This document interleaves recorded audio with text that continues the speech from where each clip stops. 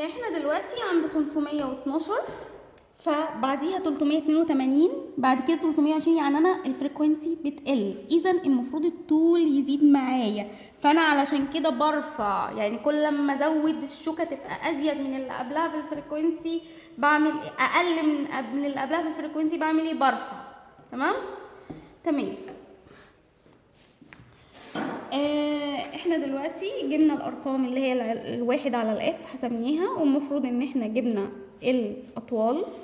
هروح ارسم علاقة بين واحد على اف، طبعا الوحدة بتاعتها هي هرتز اس سالب واحد، وال اللي هو الطول بالسنتي، واعمل تدريج مناسب.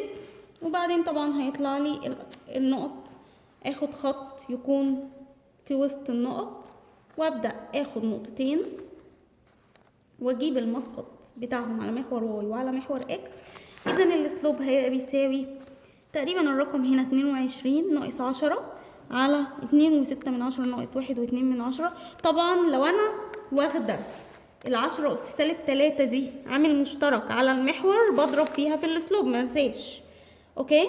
بعد كده الفيلوسيتي اوف ساوند المفروض بتساوي القانون الاخير 4 في الاسلوب. 4 في الاسلوب اللي جالي هنا هتطلع طبعا سرعة الصوت ب 33,803 سنتيمتر لكل ثانية.